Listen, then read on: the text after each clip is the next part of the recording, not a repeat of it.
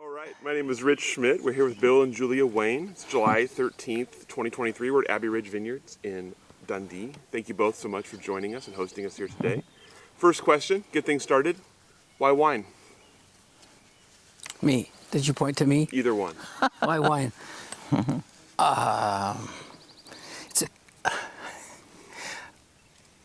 It's just a great accompaniment of food. That's what it's about, I think. And we like food and have for years, and it's just part of a good meal. And so when we thought we could actually produce part of that instead of growing zucchinis or something, it seems more fun to grow good grapes to make good wine. Something like that. What do you think? Well, I was thinking that really, I think the story is we were in Walla Walla, and Bill was working on a wheat ranch, and he really loved that life. But no one can afford to buy a wheat ranch unless you marry into it or you have relatives who own the wheat ranch. So we were looking for something sort of in the farming realm, and grapes seemed like something that was possible with a smaller acreage. And the place to go at the time was UC Davis to study viticulture. So we went down there. Bill enrolled.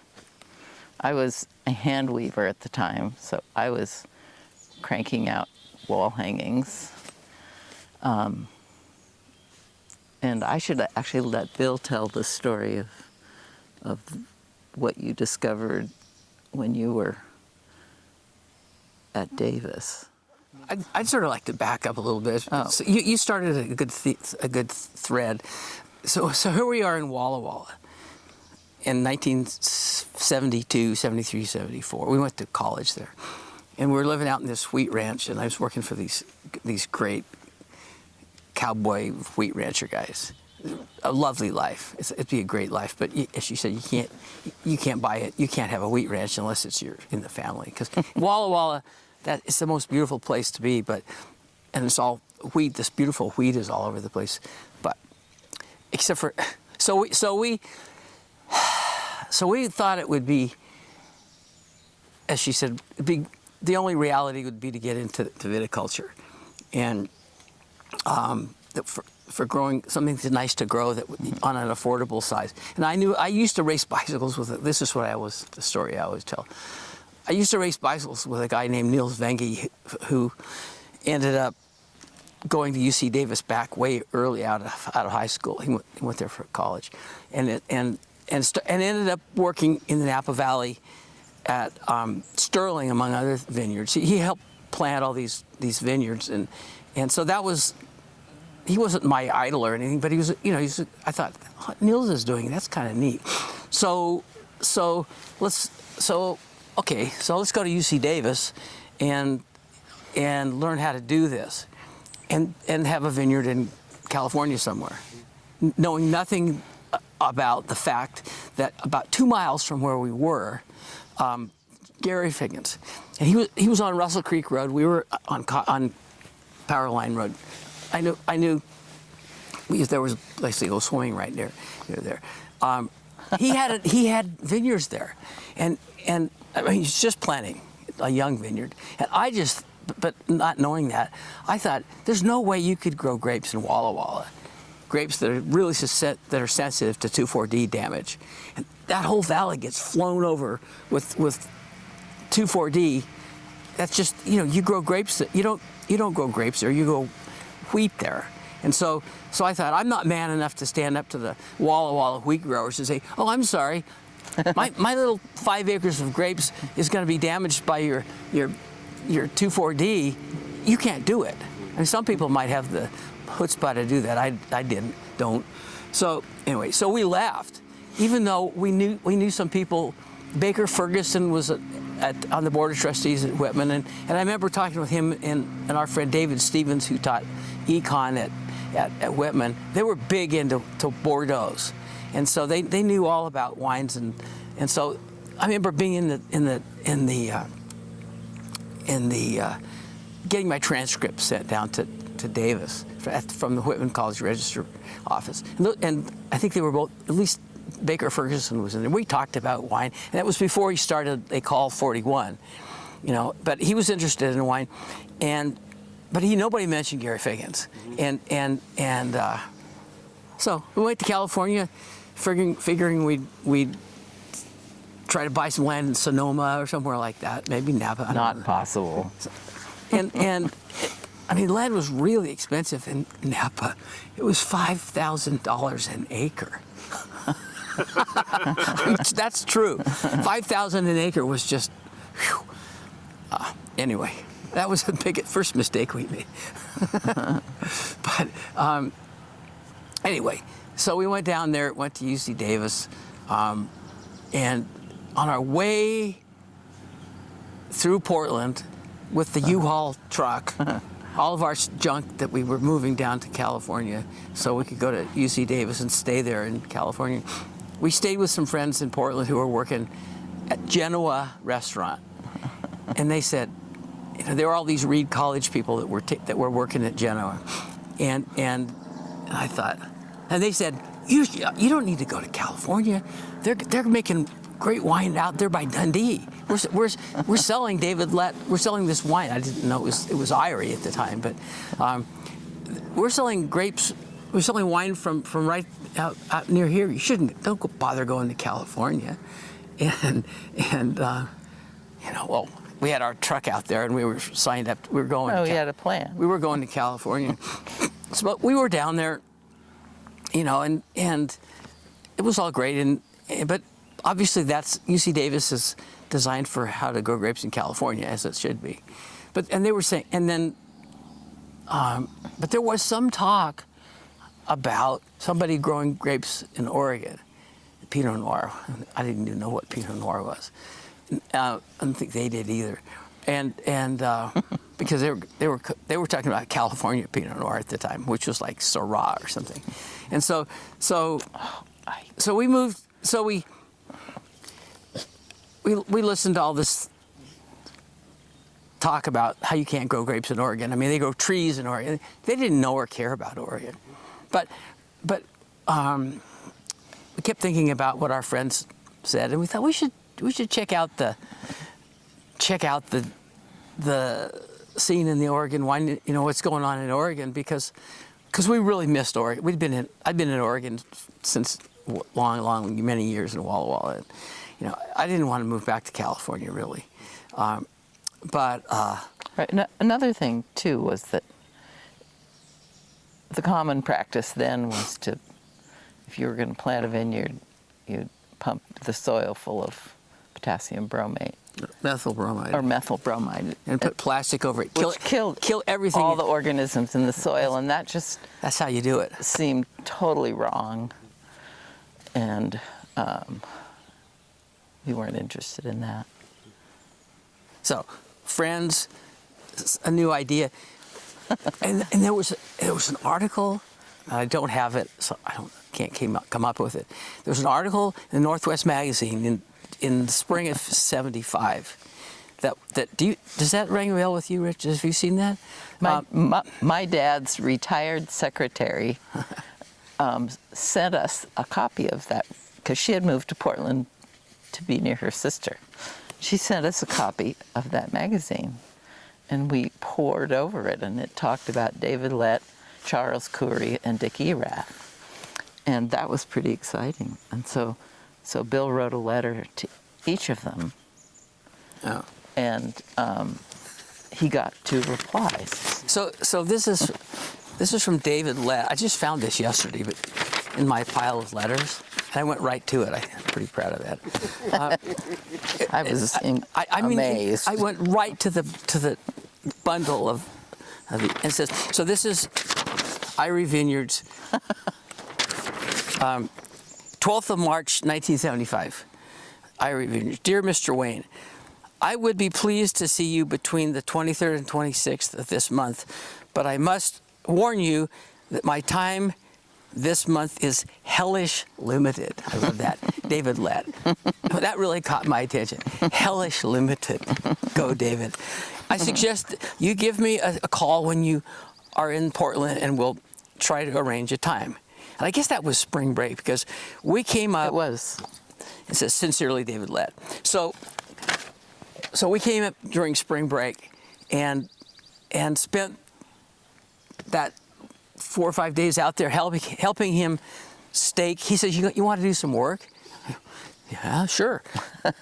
So we staked out a whole bunch of his vineyard down at the very bottom of South Block, where he was planting some Chardonnay.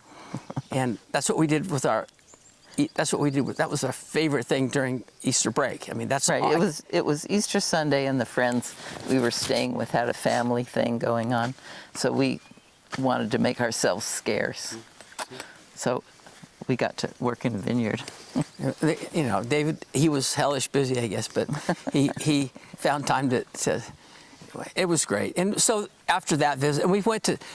Did we go see Corey then? I don't know. We saw some other people. Yeah. But David Lett was the man. We just said, oh, what a cool guy, and what a cool.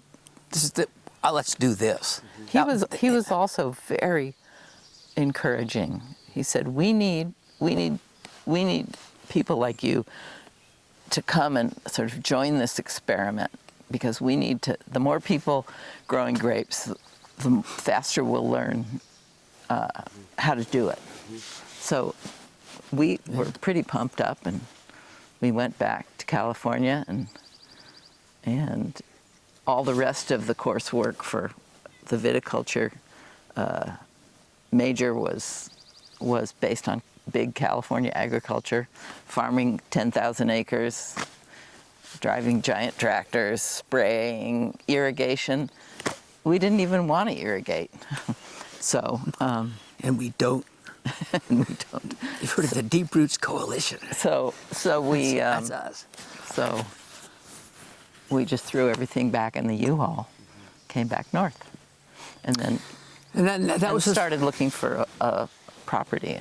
So that was the summer. That was sort of June of '75, and we stayed with some friends in Portland, and then maybe too long, and then yeah, definitely too long. And then but later on in the summer, we found a place out in Newburgh, and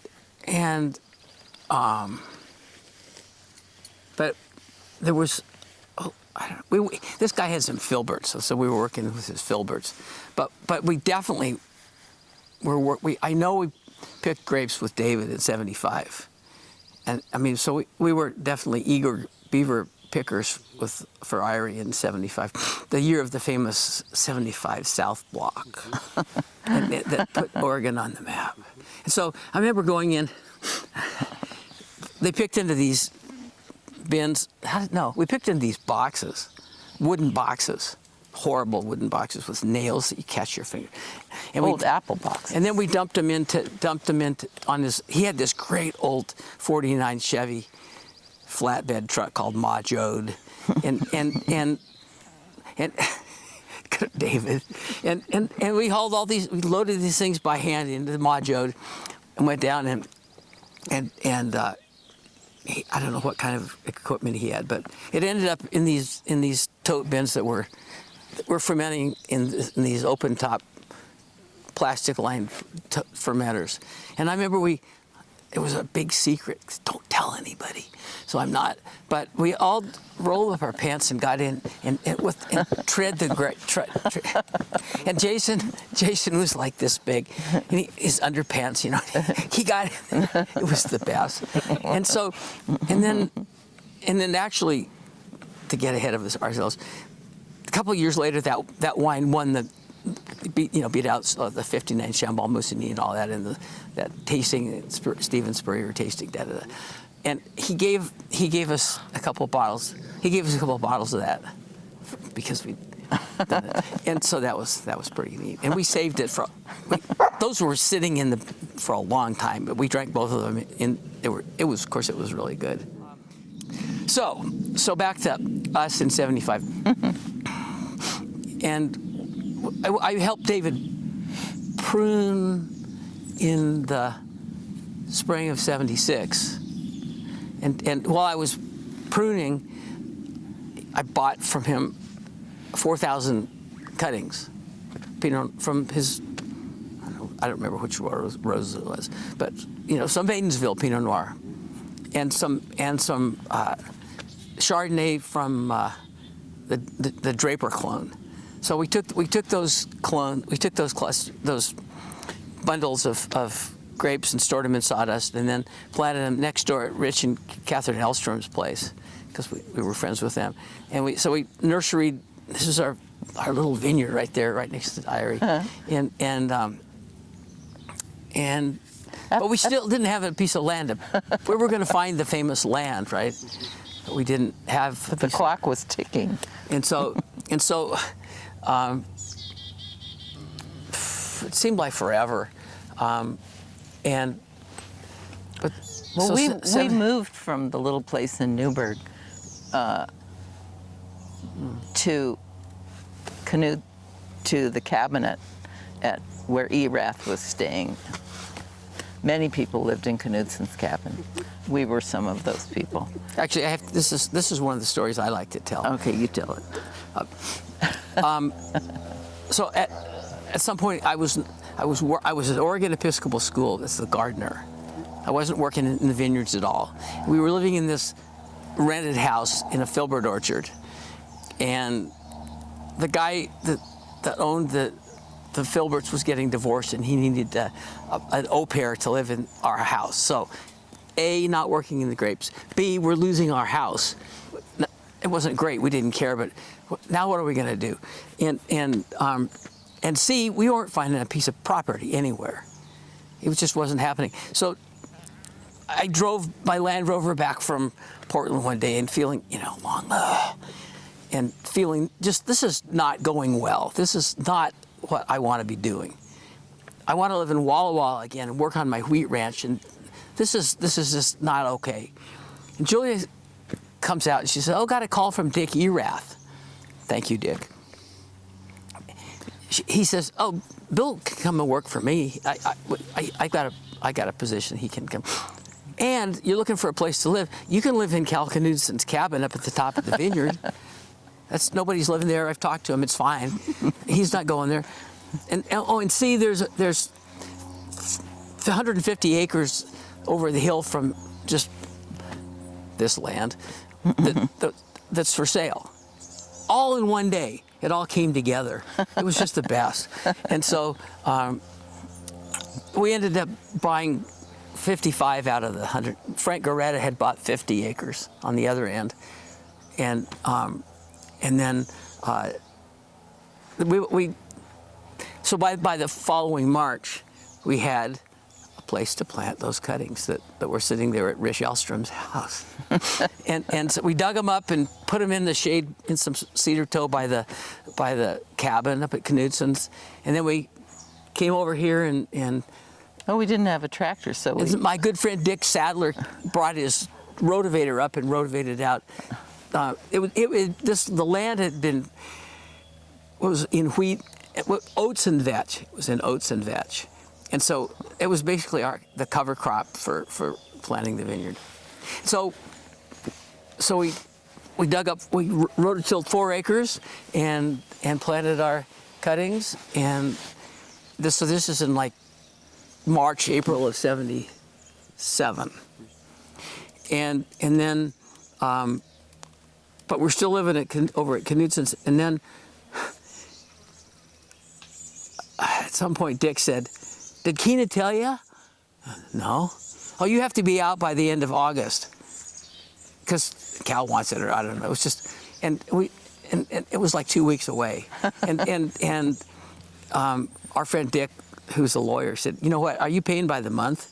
Because if you are, they have to give you 30 days from so." Sorry, Cal. You must know the law. They basically have 6 weeks to get out, not 2. So in that 6 weeks, we went into gear, and we discovered we got a well digger to come and drill a well. No, he did. Yeah, the well, he dug a well, and it somehow it was the best thing I remember was that we hit water on 7/7/77, like July 7th, 1977, lucky day, we hit water.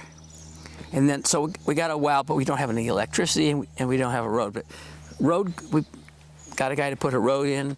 We got power. The PGE came and put the power in. We bought a trailer down by Linfield, right across from Linfield.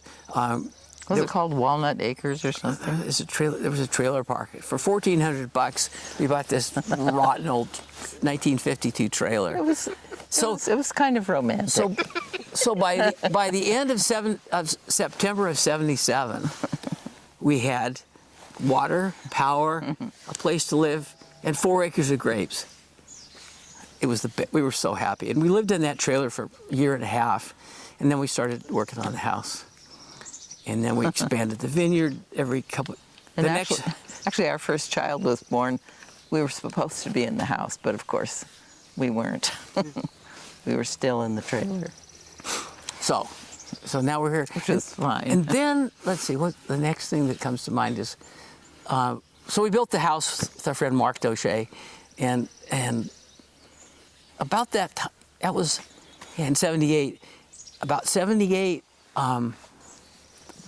it was 70. I think it was '78 Halloween. There was a party in McMinnville for our friend was working at Sokol Blosser. Dave. Yeah. And so we went to this Halloween party at Dave's place, Dave and Mary's place, and there was this guy that was at the party, and he was really talkative, and he I was at first it's too much, but then I realized this guy's really good. He's really smart. He knows a lot of stuff. It's John Paul. That's when we met John Paul, because he was up living in Knutson's cabin with his dog Carmel, and he's always been a really good runner, and so he would run over here with Carmel because we were doing this great project. He liked it, and we became fast friends. And so he'd been working. He's told the story. You have to listen to the John Paul. He'll tell you all about how he ended up in Oregon. I won't need to tell the story again. But we stayed friends with him, and then I was selling, for a number of years I sold grapes to David Lett and to Adelsheim. And then as that other field came on, John said, you want to be partners in a winery? I'm going to start a winery in Oregon now. And he moved back in 1983, 84, 83. And we decided to start a winery. I mean, he decided a winery, and we decided that we'd be partners with him by virtue of giving our grapes to him for a couple of years or whatever. And so we ended up being partners with Cameron, and then eventually all the grapes started going to Cameron. So it's and then actually 84, that was for up till now, that was the worst vineyard year ever in Oregon. We had really late bloom. that was the first vintage at Cameron. We had bloom after the 4th of July. It was like the 10th, it was really late bloom, really cold spring. Oh, and then we were picking grapes on Halloween. And then we set the biggest crop, 4 tons per acre, just huge set in 1984. We set a lot of fruit, and we had a beautiful summer. It set some record for a number of beautiful days without rain. It was really a lot until it stopped. And when it stopped, it rained every day for 3 weeks, and it went to 50 degrees. And it was September 15th. I don't know when it was. It's just, we had grapes out there that were at 17 bricks, 18 bricks. Everything was looking great, 4 tons per acre. We didn't know enough to drop half of that crop, and so we ended up. And David Lett was buying most of the grapes then, but that was Cameron's first vintage. And so we picked 18 bricks. I mean, Irie's a better, lower site than us, and they didn't have it much better. They had maybe half a bricks better than we did. And so, great first year for Cameron, huh? And but John actually showed what a great winemaker he was, because he made a very presentable. A lot of people said, "We're not making red wine," and John's going, "I'm going to make red wine. I came here to make red wine. I'm going to make red wine. I'm damned if I'm not going to make red wine." And so he bought a little sugar, and he made a very presentable 84 that lasted a really long time. So good for John. And then 85, the next year, was a perfect year. So everybody was off and running with 85. Right, and that first wine we sold for $9.99. Really? That seems like a lot. And it was called, and the little quote on the label said, "This'll be good wine." Because the Cameron label has thistles on it. So I don't know. So now we just kept filling out the vineyard. We've got 20 acres. John's buying the fruit. Adelsheim was buying it for a while. Then Westry. Then Jay Summers, Jay Christopher. Now we're down to just Jay Christopher and Cameron. And now the vines are this big around, and we've got phylloxera in a couple little spots. But since we mow, it doesn't spread. If you cultivate, it spreads. And so we mow, and it's got the vigor down a little bit, and I think it's the way to go. Just mow, and this year we had the perfect amount of rain, so that there's no drought situation. I hope that the vines are just perfect. We hedged them. Everything looks good. So got our fingers crossed for this year. When you originally started planting the vineyard, how much did you know about how to plant a vineyard, and how much did you still have to learn?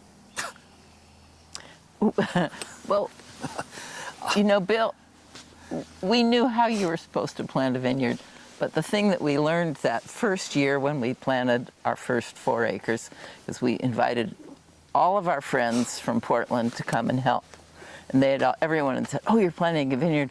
I really want to help." And so lots of people came. I made lasagna. And we had this terrible rented auger, because some of the land here is really rocky, especially the steep land down there,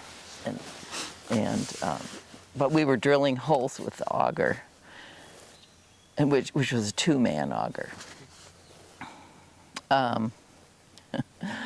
Hitting rocks. Right. So I think we drilled some holes ahead of time. We did a demo. We demonstrated how. I think the one problem was that the holes were too big. If we'd been able to get our hands on an auger that was about this big around, it would have been better. But this was a 1-foot big hole. So we showed people how to put the cutting in up to the correct point and then fill in. And everything seemed to be working smoothly. And then at the end of the day, we went out and realized that more than half of the grapes had been planted wrong. So we had to replant. But we learned that we weren't very good at giving directions or monitoring work. We basically, to answer your question, it was University of Hard Knocks. Every step of the way, we went along, and this, because what I learned at Davis kind of sort of applies here, but basically the only way to do it to do it right is to do it and learn and say, oh, that didn't work, did it? And I remember they used to have this thing called Grape Day, which was at the Tigard Grange. I'm sure people have mentioned that. And you'd go there, and they were, whoever was organizing it, all those same people, you know, Corey Lett, Erath, Bill Fuller. I mean, all those early guys put together a program for the eager beavers like me. I remember one thing, Chuck Corey, you know, interesting guy. But I remember him saying something that I tell people to this day. He said, those old guys that were planting cherries and prunes and that kind of fruit, they knew the right soil to plant. You didn't plant cherry trees down on the valley floor in the silt by the river. It doesn't make good cherries. You plant cherries in this shallow soil up in the well drained up high, and that's where you're going to get the best fruit for cherries. And he's so right. You know, this place used to grow the best Italian prune plums, just so flavorful. You can't. There are the odd trees still over there. It's like no plum prune you've ever eaten. It's so tasty. So Corey would give good advice like that. People would say, what kind of trellis are we supposed to use? Bean poles. You could get, for 5 cents each, you could get used bean poles. They lasted for about 3 years, and then they rotted off. Bad idea. And then you had to go get something else and redo it. Nobody knew anything about catch wires. I mean, we all kind of learned that was the cool part about the old days. People would get together and say, what works for you? I've got a problem. And oh, that's a good idea. That's how we learned how to do it. Talking to all the early people were really free, sharing their information about what worked and what didn't work. That was in the 70s and 80s. And I think by the end of the 80s, by the time Drew Ann showed up, I think people had figured it out pretty much how to in 89 or 88 or whatever it was, had figured out how to more or less, Pinot Noir is a good grape. When we came here, people were planting Merlot, Sauvignon Blanc. I mean, stuff that Müller Thurgau, Riesling. There's a lot of Riesling, and Riesling I think makes really good wine here, but you can't sell it apparently. One of these days, Riesling's good, but right now, Pinot Noir is king, and yeah. So yeah, to answer your question, it was just a matter of just hard knocks, learning. I guess that didn't work. Have to try next year. Right. We had some surprises.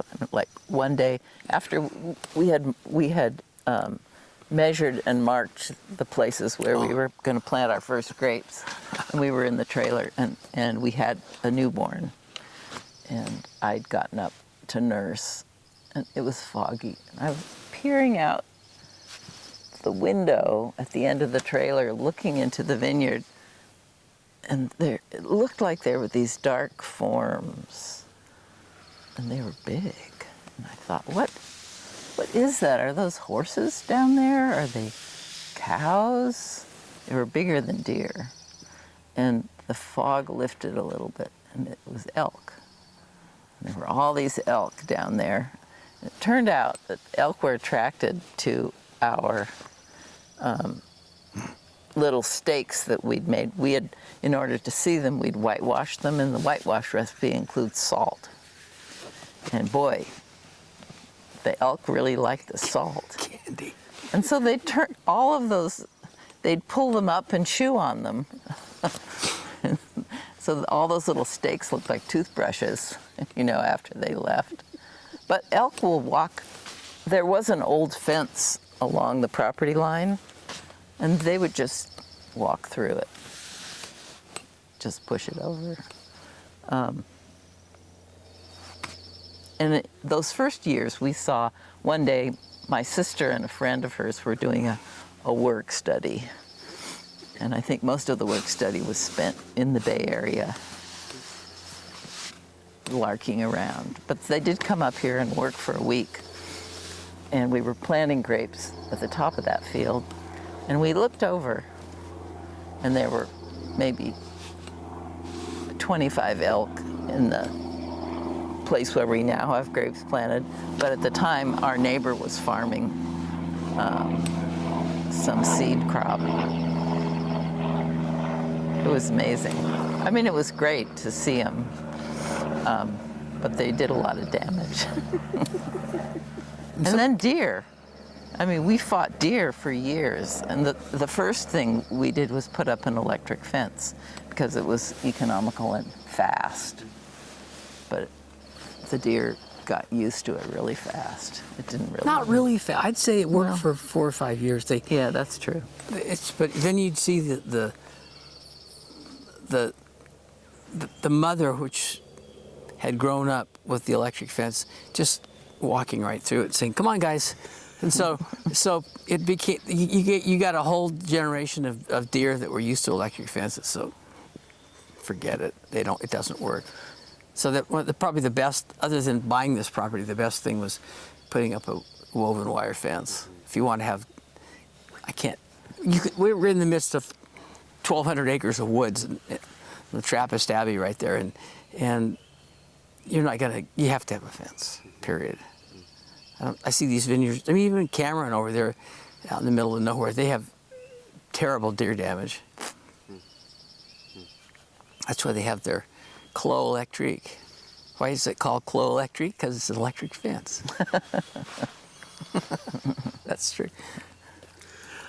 When you were looking at this place and starting out the project, did you have any desire to make your own wine? No. No. I mean, and a lot of people, especially French people, go, "But you're only taking it halfway. Come on, you do all the hard stuff, and you're just," I don't know. Honestly, it's because I didn't want to deal with retail sales. I didn't want anything. I just wanted to be a farmer. I just wanted.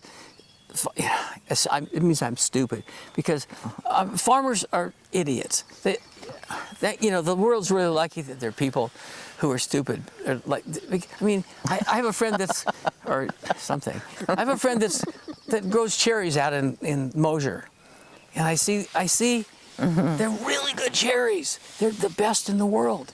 They sell them to the co-op. They sell them. Some of them get flown to Japan for $12 a pound. They're the best.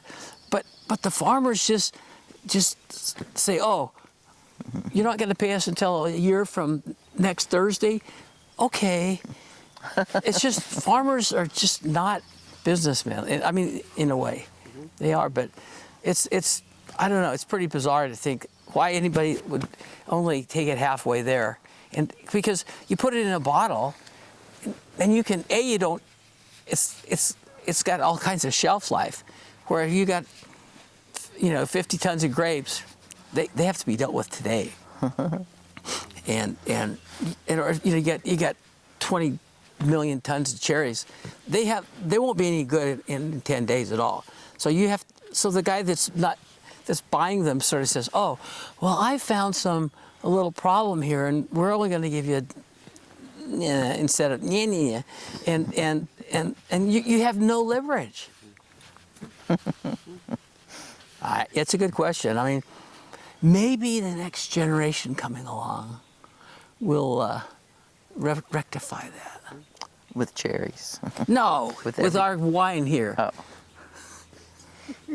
Oh, you mean our next generation? Our next generation. Yeah, we have a couple of our kids are interested in continuing the saga. So, yeah. You mentioned meeting some of the original folks out here. Tell me about some of the kind of the early decisions or the early organizations that were being formed. What were the biggest challenges that the founders of the industry and the people who were in the industry at that time saw, and what were some of the solutions that you saw kind of coming down the line? Big question. Do you have any ideas? Well, I mean, in terms of selling wine, I can think of a lot of things, but just because marketing was a lot of people were learning how to market wine, and California was the king, and a lot of people don't even know where Oregon is. I mean, our son went to college not that long ago, and he went in upstate New York, and when he told people he was from Oregon, he would see their eyes kind of glaze over. And they'd sort of drift away. They couldn't place it anywhere on their mental map. I really don't think that's, I think Oregon wine now has a reputation, but it didn't initially, and so there was a push to get wine out into the greater marketplace. No thanks to people like us, but people like Adelsheim and Erath and all those guys, they would spend, in fact, they would spend all their time doing marketing in Dubuque and in Cincinnati and, and like that. I remember talking to Nick Erath one time about, he said, I got into this business to make wine and I spend all my time on an airplane in Dubuque, waiting for the transfer to so-and-so. It's just, but it was up to those guys. It wasn't, I suppose at this point, people have their own marketing directors and all this stuff. But back then, people like Dick and Adelsheim had to leave the work behind. But they were out doing telling people in New York that actually try this wine, it's pretty good. Just like it's been really interesting to see, how an industry that was not even there in the 60s, for sure, developed kind of by spurts in the 70s, but to now, we've got our wine. Everybody knows about Oregon. It's all because people like those pioneer guys got out and did it. It's pretty neat. I get all sentimental. You look at a hillside like this that was growing nothing, and in the 60s, because the prune trees all blew over in the Columbus Day storm, there was nothing to grow here until another one thing I want to say, thank you guys, is there was a lot of talk in the 70s about land use planning, and and so what was supposed to happen on all this totally non-productive soil? Oh, houses. You can make some view property here. All the Dundee Hills should be right, because the soil is poor. You can't grow anything at all. And guys like Erath and Lett went up to in the legislature and said, no, wait a second, you're wrong. You can grow world-class wine on this soil. And I'm sure all the people kind of snickering, oh yeah, right, yeah, sure. But look, were they ever right or what? Well, and 1,000 Friends of Oregon is... Thanks, Henry Richmond. Is a big friend of viticulture. So I think that was huge. It was land use planning, protecting this land from houses. But I was going to say, I'll be in somewhere in New York or anywhere, and somebody bring out a bottle of Abbey Ridge Pinot Noir. I go, wow, that came from my vines, and it's here. Here we are in Brooklyn drinking this wine. That's pretty cool, really cool. I remember we went to Julia's dad knew all these guys in the Bay Area that were involved in the head vineyards in Napa, and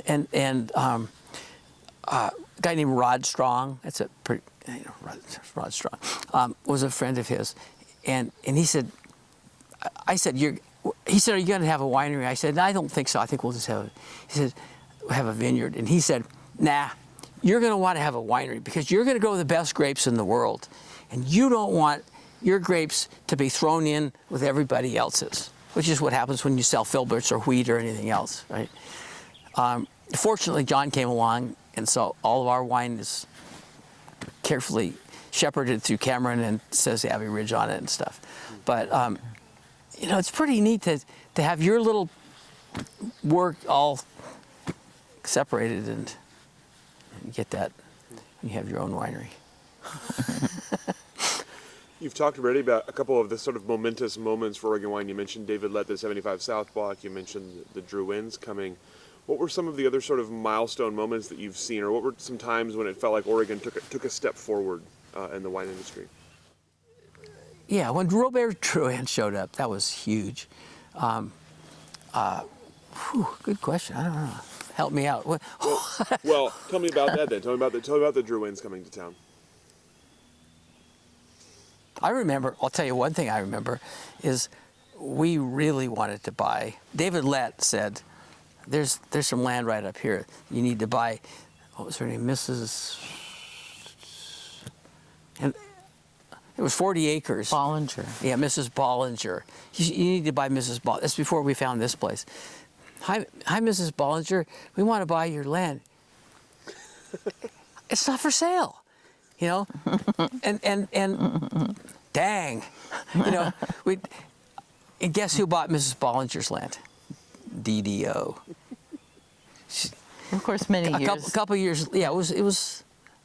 Yeah, that was 76 to 87. I don't know. It was about 10 years 10 later. years later, and she probably paid a whole lot more than we were going to be able to pay from Duran. But it was. Yeah, that was a big deal. I mean, it's really funny to because there were some years there when we'd had some highs, but I'd say in the 90s or something, we'd seen things going up. It felt like I wasn't so sure at some point. We kind of plateaued along there for a while. It just felt like the industry was okay, but I remember thinking, why isn't this getting bigger like it is now? I mean, now it's just snowballing, and if you want to know my opinion, I'm sort of sorry about all that, but there's no stopping it. It's a lot better than having failed, that's for sure. But it's so different. I mean, to us, it's so different. I think this is an important point.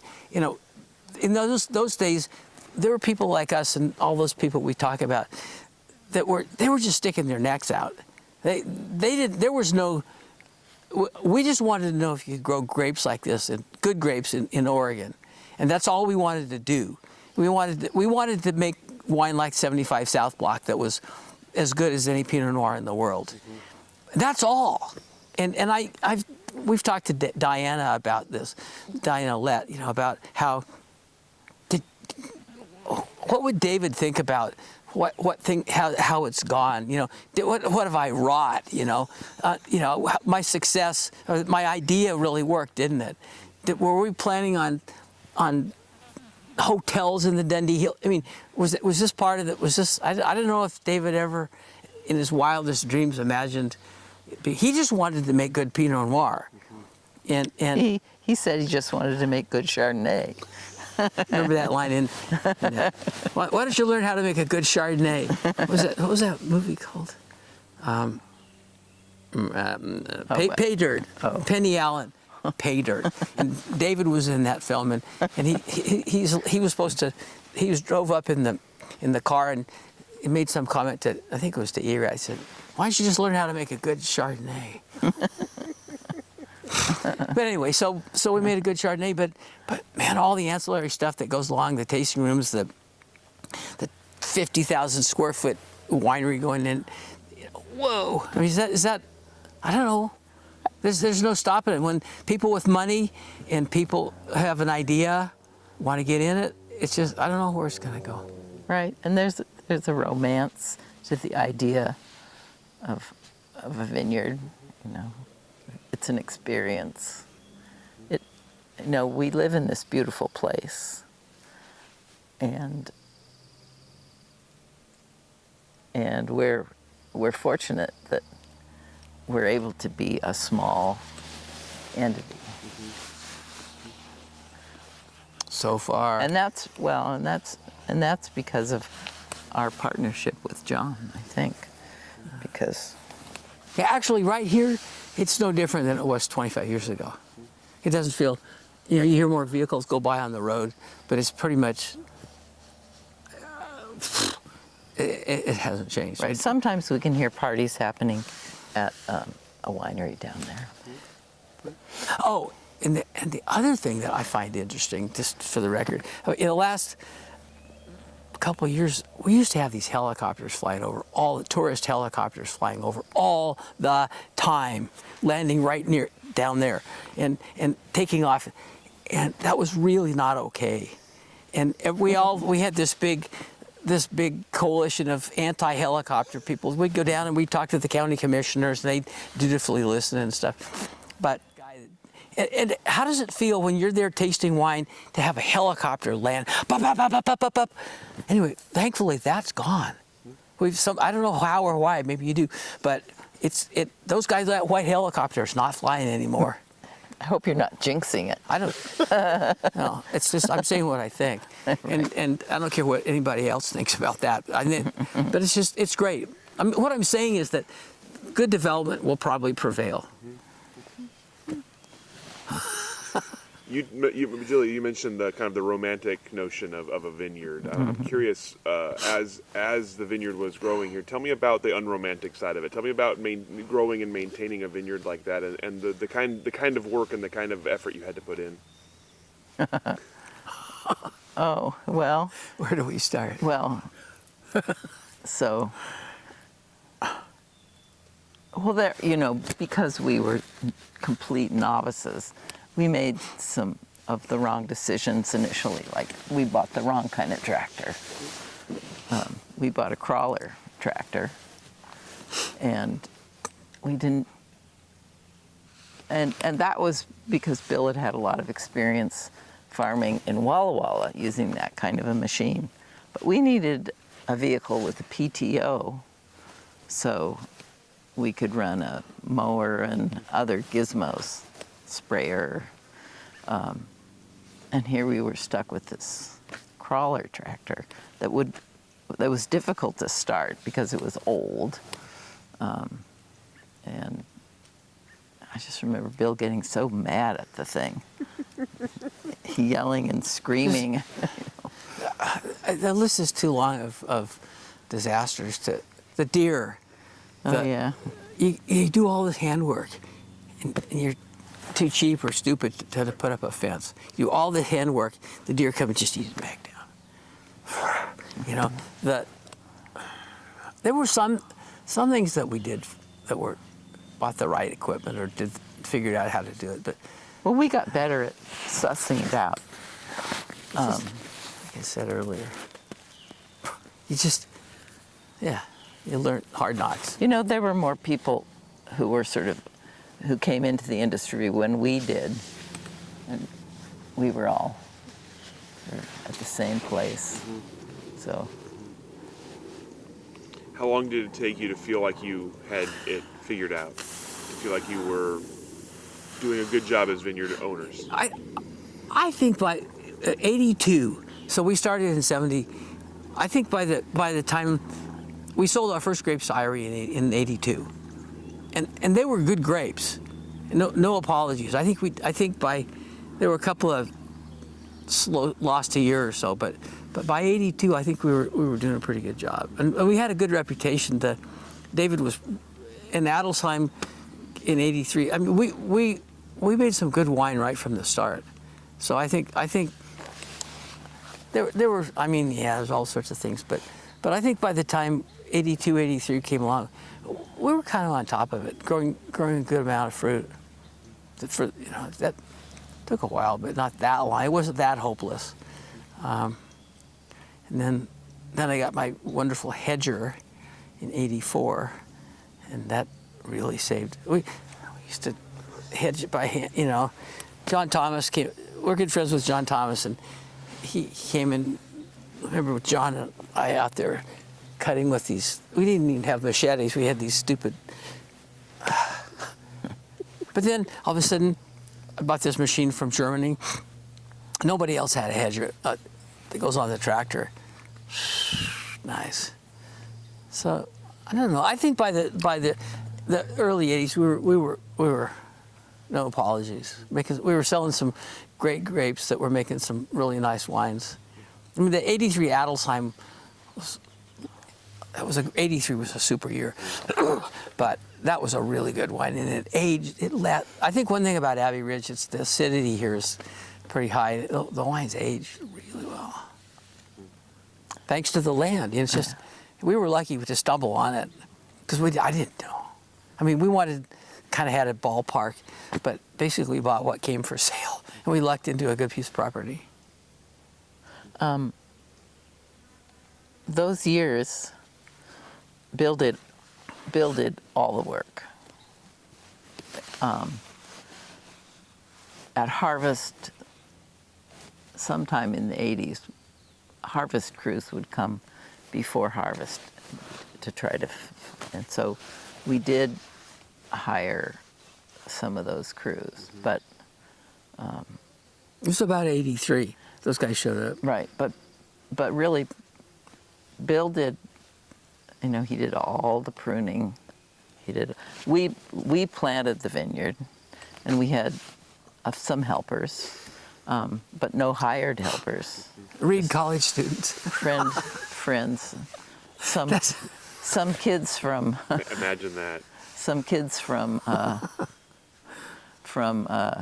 Denmark who showed up Oh yeah, that was good. on our doorstep and stayed for 6 weeks, and so we put them to work. They were happy to do that. Brian and Kim, they both named Nielsen. They weren't related, but they were 19 and they had all the energy in the world. It was great. Good. They planted the whole Corey Pinot Noir and 6 acres of grapes, dug them up out of the nursery, planted them. It was great. Broke a shovel. But that's how, I don't know what we weren't thinking. There's another example. I had no idea of what the labor situation was going to be. We couldn't have made it.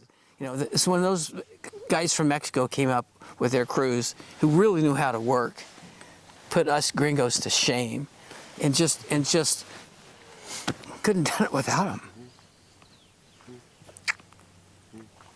It's true. Including Chewy down here, does it all. He's been here since '88. 20. He's been here 30. He's been here since 1988. Just called up and said, "Do you need some work? Do you need?" He knew that the Navarro's gang that had worked here was now going to go work. They worked at Elk Cove, and they couldn't spare him. He knew that. His friends of theirs. So anyway, it's been a good time. You gotta give it to him. You brought up phylloxera earlier, obviously an issue. Tell me about that outbreak, not just here, but just kind of in general around here. What was it like as phylloxera made its way to Oregon, and what was the reaction and sort of the action on your end? Oh gosh, I remember watching Alan Holstein tearing out a huge part of his vineyard. And we were really being careful. We were washing our boots. We were not taking our tractor anywhere else. We made it a long time without phylloxera. It was kind of inevitable. My answer to that is, about the time phylloxera started taking out vineyards, I don't know. I'm the Luddite. I mean, before phylloxera came along, this whole area was planted pretty much with Wadesville Pinot Noir, Pommard Pinot Noir, stuff that Corey smuggled in from France. I mean, there were he's gone. There were all, but it was all own-rooted clones from UC Davis, pretty much, except for the stuff that came in suitcases. But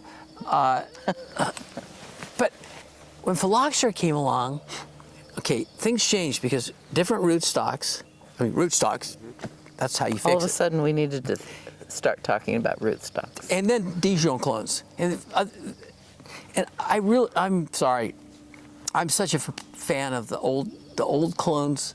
I mean, I feel as though we are really hanging on there to the old old world, because we've got own-rooted Pomard in Vadensville and Corey, and no rootstocks and no Dijon clone. John Paul just hates the Dijon clones, and I just think, I mean, I know a lot of people are going to say, "Oh, come on, this, you're trying to say this." Anyway, I think that that's what really changed was the clonal material that's out there, and there's no law that says you can plant anything you want, right? But I and where you want. Don't get me going on. There's no law. You can plant. You can plant grapes anywhere you want, down on the flat, and sell it as Oregon Pinot Noir. He doesn't say it's in the AVA of Dundee Hills or Shalem Mountain, but you can sell it. There's no law in France. Well, I don't know. I guess you can grow it. I don't know what the French rules are, but it's pretty tight. They tell you when you can harvest, where you can plant, what clones you can plant, da da da da. And we're just. I worry a little. That point, what happened after phylloxera is. I don't know. We're making some. There's a lot of nice wine out there, but. Oh yeah. But the old clones, I think, is a sad thing they've kind of gone away. I don't know how many acres of own-rooted vines there. Can't be that many. Not many. So, we're about a half an acre maybe down. It's not. I mean, you can look across pretty much the whole thing, and this whole area, that except for one little part up there by where you drive in, that it's all own-rooted. All the Chardonnay, almost all the Corey is unaffected. Over here, all of Vadensville, all the Draper, all the Pomard, there's no phylloxera, and it's really important to me to just mow it. And I'm big on mowing anymore. I think cultivating is rough on. I think it's just better to have things growing in the ground than cultivation. When you have a new vineyard, you have to cultivate. But as soon as you can, I think a cover crop is the way to go, for a whole bunch of reasons. Right. It's pretty astonishing the way grapes find water. If you've got the right soil. Right. Down deep, Right. broken soil. Right. So we talked a lot about the challenges of vineyard ownership and that. Tell me about the rewards. What have you found most rewarding about this work? Well, being able to live here, that's huge. And working with great people. Oh, yeah. There's a wonderful community of people that we know. It's just, but there's some really fun, you have to be, especially in the early days, you had to be kind of half creative or something, whatever you want to call it, but. Or crazy. Or crazy. I didn't want to say crazy. You just had to be a free thinking soul to do this. So there's some really fun people that we know, that just world-class fun creative people that's the best. I mean, like John and Amy. Right. That's where we met Rich. It's just there's some great people. That's the fun part. And it's everybody likes. It's magic. I remember going on a bike ride one time out in Montana. We stopped in Gardnerville, and there was a brewery there. And the guy was describing how you make beer to all the eager bike riders. Oh, you have to have special water, and you add this and the hops. You add the flavor. And you make this. And I was just thinking, wow. All we do is nothing. You plant grapes, and the grapevine does it all. It does the mix. It does the flavor. It does the alcohol. It even does the yeast. You grow the right grapes on the right land, and this is the gold part. I think you grow the right grapes on the right land. It's magic. It happens. It's a wonderful beverage, and you didn't really do much. You didn't have to. You didn't. All you did was plant the grapes, the right grapes in the right place. You did a few. And other it all things. does itself. No, it does itself. They need you can't just plant them and go away. They need care. I know. Through the year. But it's pretty. That's the cool part. Making something that's so simple, and people have been doing it for so many years. Yeah. They figured out the right grapes for their right soil, and you sit back and every year. And the other thing that's sort of interesting is, winemakers talk about how many harvests they have. You don't have that many, if you get 35 years or something like that of making, that's a lot. And that's kind of gets your attention. You can make, how many batches of beer can you make in your lifetime? But you only get one go around every year, and some years are better than others. We went to a great tasting at Cameron about a month ago of magnums of Abbey Ridge, going back to '91. He'd done another 93. 93. Yeah. He'd done another tasting at the Woodsman Tavern before that. Pretty neat to taste every single 93, 94, 5, 6, 7, 8. Every year from 93 to 2005 or something like that. And same vineyard, same winemaker, same growers. Just what a difference the years make. That's pretty cool. Because basically you do, I always think, like, we just do what, Chewy and I do what we do out here. Make these buds into a shape and take care of, spray them and pull the extra ones off and just make this form. And now we've got this wonderful bunch of clusters all in the right place. And then you just sit back and Mother Nature's in charge. And there's nothing you can do about it, good or bad. You just hope for good weather, or within, and there's nothing you can do about it. At this point, there's very little. You just let Mother Nature do her thing with your grapes. Yeah. You get to pick when you get to decide when you pick. But other than that, it's just kind of you're just in the hands of Mother Nature. Right. It's interesting to think that when you're drinking wine from a certain year,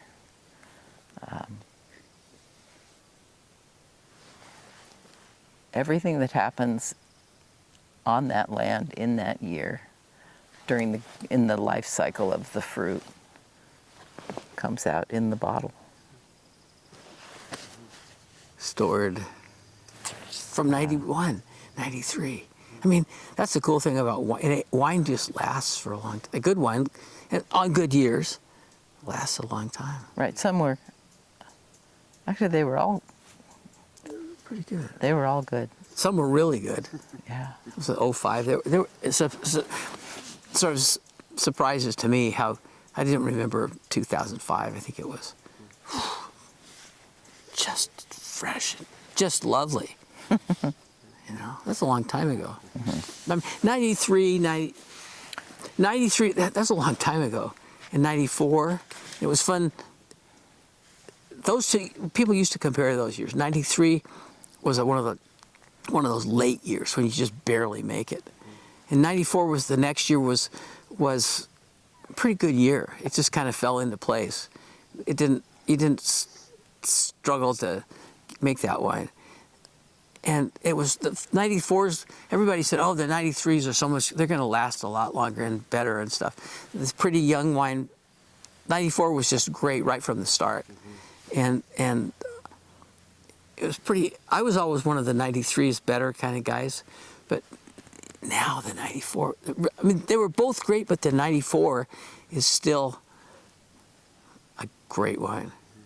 I don't know if you ever have any of those. It's just fun. It's fun to create stuff like this to talk about. You had mentioned earlier that one of the kind of the characteristics of the vineyard was sort of high acid ageability. What else do you think is sort of special about the space here? What do you taste when you taste it? I don't know but there's an Abbey Ridge taste that's there. I don't care if J. Christopher made it, or if John Paul made it, or if Adelsheim made it, or if Lett made it. There's a taste in this that this vineyard has. Magic. Magic. What are the biggest viticultural developments you've seen in Oregon, and what does the viticultural part of the industry look like now compared to back then? Good question. Well, more mechanical stuff for sure. But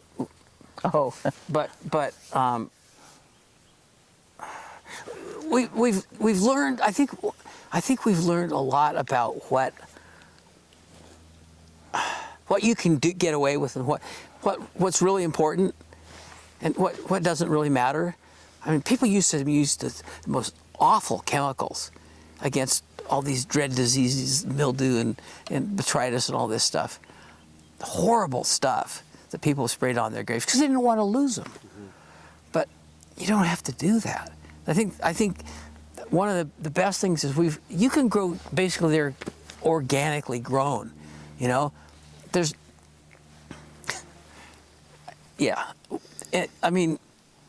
think it's interesting that this is totally in parentheses, but where does the sulfur come from? It comes from the byproduct of the gasoline. You know, and there was a talk about so that the tilth people were talking about. Well, that's not okay. You can't call this stuff organic. If it's, you know, where does this sulfur come from? What, you should use naturally available sulfur. So, but the naturally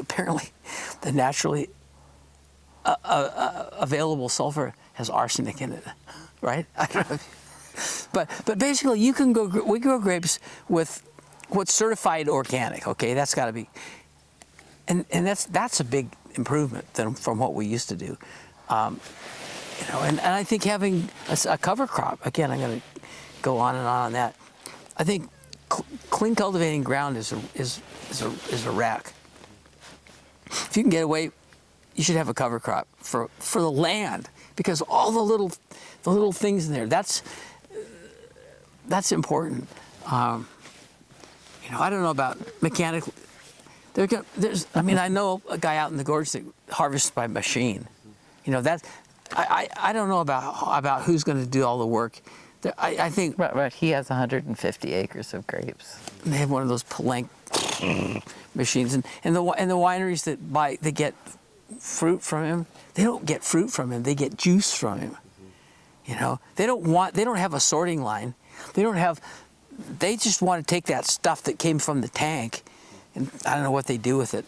Let it settle, and that's how I hope that's not the mechanical. I mean, the improvements in mechanisms. I don't think that's good, but I think they're always going to be small. I mean, well, I hope that there will always be small operations that are, you know, basically done by hand. Because there will be a difference in the final product. You know, there are new machines that probably are better than the old ones. Various things, but it really doesn't take. We're just the old Luddites. We do it the old way. It's pretty much the way it was done in the 70s, you know, or before that.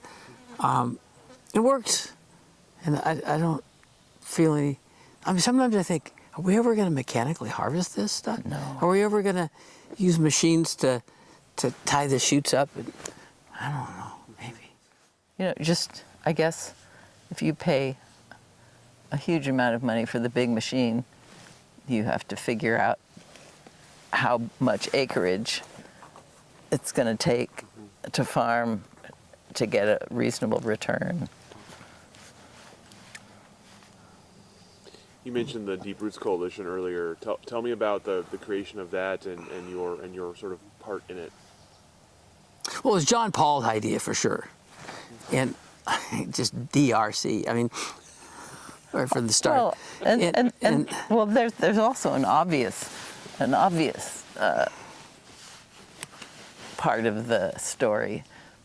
there are places around here where it's very difficult to get water. Like, we are fortunate, we have a really good well. But just over the top of the hill, a lot of the folks on the other side have just a few gallons per minute. And they have to be really careful with. But nobody's going to irrigate out of 25 gallons, right? I mean, we've never ever irrigated. Oh, this. It doesn't matter if they have. Well, we never planned to irrigate. But the idea of, I remember nobody irrigated. I remember the guys at Argyle, some Australian guy said, "Oh, you got to irrigate." They come up with all this numbers that show that you can get better everything by few. They get so stressed. They irrigate in Southern Oregon. It just depends on the soil. There's a lot of soil around here that you have to irrigate. Period. Sorry, you can't grow like Tom out in the gorge. He can't. Oh, you couldn't grow grapes there because there's only this much soil.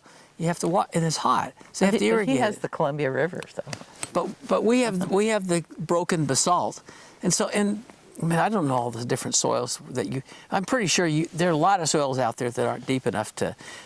You have to irrigate. Too bad, but if you're up on these jory soils with the broken basalt below, you don't need to irrigate, and your wine's going to be better for it.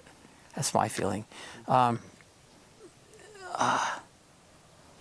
Yeah, I mean, it's each to his own. I suppose the customer can taste maybe they can tell the difference. For a whole bunch of reasons, I think you're going to get more essence of the place if you don't irrigate. It seems to me that when John wanted to create the Deep Roots Coalition, it was sort of a badge of honor not to irrigate, and so putting that little emblem, which I designed, by the way, on a bottle was a mark of, good farming. I don't know where the water's going to come from. I mean, do we have to worry about pumping our aquifers dry? I don't know. Right, there's a vineyard going up now across the road from us. And I think what I've heard is that they're planning to make sparkling wine. Well, they're not going to irrigate with anything. There's no water up there. They'll be lucky they have a well they have a pressure tank. It looks like they're going to have a house up there. They'll be lucky to do the house. They're not going to irrigate that. And they don't need to. They'll be fine. We had weeds and it was horrible, and we got our vines up the stake the third year, fine, not the second year. But right, we did go around watering each little plant the first couple of years. The first year, mainly just keep the weeds out and you'll be fine. And that was hard. Well, I got just a couple questions left, and I realize we kind of jumped into the story a little bit into it. So I want to back up before we finish this up. I want to back up and talk about the beginning for the two of you. So how did the two of you meet? Oh, ha! You tell your story, I'll tell my story.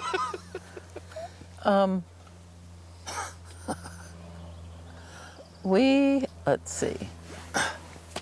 We met at I went to see a film, The Wild Child, at Whitman, and my date was a friend in my ed class, and he had been a student previously and came back to get a teaching certificate. So we went to this movie, and when we came out, he knew there was this whole gang of people that he knew, but I didn't know. And one of them was Bill. And I met him and a bunch of other people, but I didn't focus that much on him. And then the next time we met, I think it was, Joan Baez's husband, David Harris. David Harris, was giving a lecture. So I went to that. And Bill was there, and I recognized him, but he looked odd. His face was sort of odd. And, you know, I watched the lecture with my friends, and we went away. Later I learned that he had been putting a roof on a barn, and there was a bunch of yellow jackets under the roof, and has gotten terribly stung. And so his face was all distorted because of the swelling, but, you know, we didn't. But I did recognize him. And then I think the time I really got to speak to you was, my roommate. I came home from the library, and my roommate had these 2 cute dogs in our apartment. And I said, Anna, where did you get those dogs? And she said, the dogs are staying here while their owner, Bill, is at a ceramics class or something at the old library. So Bill shows up, and we invited him to dinner. And he said, I have my dinner. So he sat down with us, and he pulled out a tin of kippered snacks and this horny old carrot. And that was his dinner. And Anna and I had, a dinner. We really liked to cook. We had a better dinner. And I was living at that time, I was living in this, I mentioned it earlier, this really cool old shack out in the middle of these wheat fields. This beautiful place, beautiful setting, but a really primitive place. I didn't even have hot water. And the dogs and I in the Land Rover, it was pretty primitive. I mean, the reason I met Julia was because there was a guy that I knew of. I didn't even really know him. He had this really nice old Martin guitar. He had a OM 28, and I was sort of. I went to the movie with that guy. And I was sort of scamming because I wanted to buy that guitar from the guy. That's why I was there. I was scamming on this guitar, and I met this woman that he'd gone to the movie with, and I went, ooh. Her story's close enough. I missed an opportunity though, because when I was a freshman, one day, I was pretty studious in college, and I was walking on the sidewalk, and this vehicle went by. It was a Land Rover, and hanging out of the Land Rover was my roommate, Peg. And she said, "Hey, get in here. We're going to a party up in the mountains." But I had papers to write, things to read, things to do. There was no way I wasn't as free and easy as she was. And that ended up being this amazing party where the Berkeley Mime Troupe. San Francisco Mime Troupe. Oh, the San Francisco Mime Troupe was at that party. Tons of people were at that party. It was crazy. I didn't have parties like that at my house. Hardly anybody ever came. But somebody, all of a sudden, hey, everybody's going out to Bill's place. And so there's this this is in November of '69, and it was the San Francisco Mime Troupe was a bunch of real whack jobs. I'm so sorry. Politically, I missed that party. It was just if you look up the San Francisco Mime Troupe sometime, there were just crazies from San Francisco, and they were doing some performance at Whitman, and so they came out, and every single dish, every single glass, everything in my house was dirty all over the place. The next morning, it was just the biggest. That's what you expect. The next 2 days cleanup from the San Francisco Mime Troupe. I don't remember even Peg being there. No, I'm sure you weren't. Julia could have been. I remember her.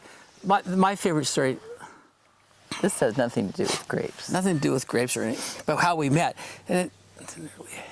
So at Whitman College, does Linfield do this? They have we call it the lookbook, and you can look and see who all the freshmen are coming into when you're in high school. They take you take a picture of high school, and you send it, and it says your senior picture. Your senior picture, and then it lists all the incoming freshmen.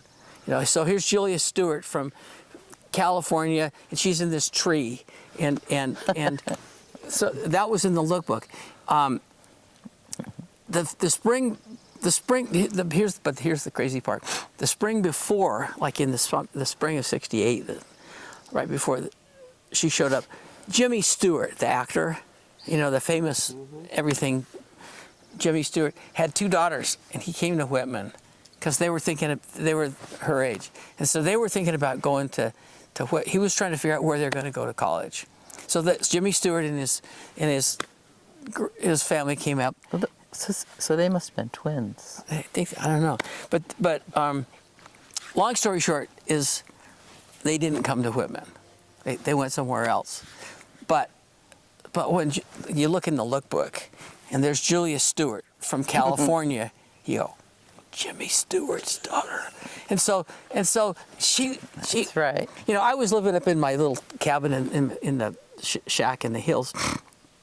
I already had a girlfriend, but I knew about Julia Stewart from California, and whether she was Jimmy Stewart's daughter or not, it didn't matter a bit to me.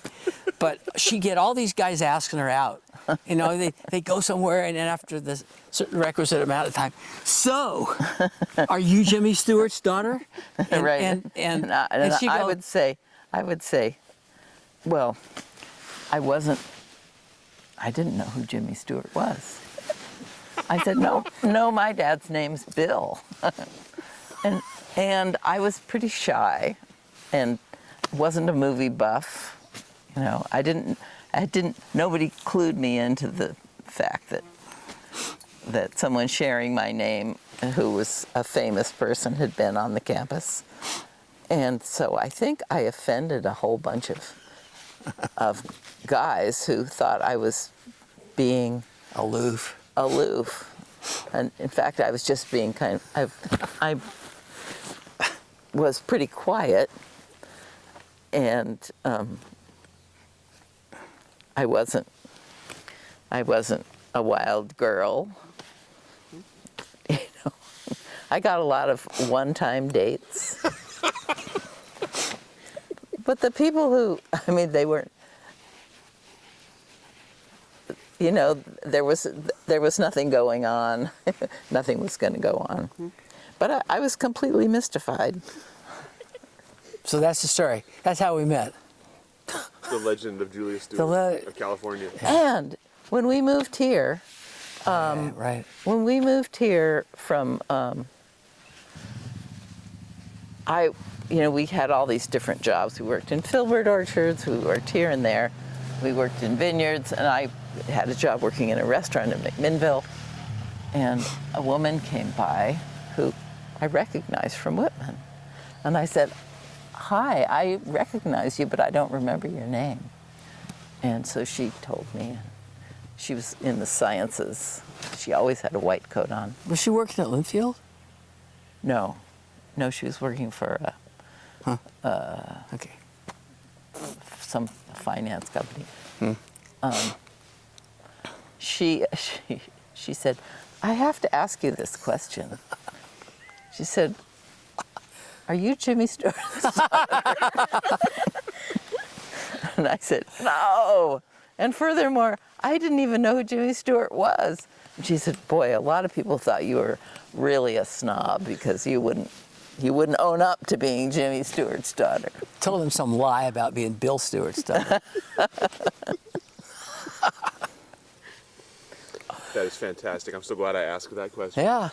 It's all the questions that I have for you today. Anything that I didn't ask that I should have? Anything that I didn't cover? You know what? You should probably edit that. Trim pieces out here or there. Well, thank God, you so much. Yeah, thanks for coming. We really do appreciate it. I got to say that what you're doing is great. I mean, I wish I'd taken more pictures when we did this. I mean, if I had this great camera, I could have been snapping pictures of David Lett and the harvest and all the stuff and all the people planning the building. We took a lot of pictures. Well, we were doing it. We weren't recording it. I don't have that gene of, like, maybe you just go around with a camera and take pictures of stuff. It's good because if people do that, then you've got recording of all this stuff that in 20 years you're gonna look back and go, wow. How about, oh, look, I've got all these pictures. The one thing my argument is, film was really expensive. We didn't have digital cameras. You had film, and he cost like $4, $5 to develop some film, and I didn't have $4, you know. It was like $40, and or more, and I just. What I wish now, though, film wasn't that expensive. What was expensive was developing it. I could have just shot the hell out. Just have bags and bags of undeveloped film. And later, when I got some money, then develop get it if they still develop film, which these days. Well, they do. I would have done it before they stopped. But anyway, I just think documenting stuff is great. And it's so much fun to look back at all the old things that, you know, throughout. Right, but when you're doing something, you're not thinking, boy, this is going to be really interesting historically. You're just doing the task and thinking, what am I going to make for dinner? So what time is it? It's already 5:30. So what am I going to make for dinner that I can do really fast? So Linfield's really lucky that you guys are doing this. Oregon wine industry is really, yeah, that's good. Because it's a great you know, project. in 50 years somebody's going to look at these, whatever, but it'll be interesting to see. Thank you both so much. Yeah. We really do appreciate this and appreciate the hospitality. Yeah. We'll go ahead and let you off the hook. Thank you.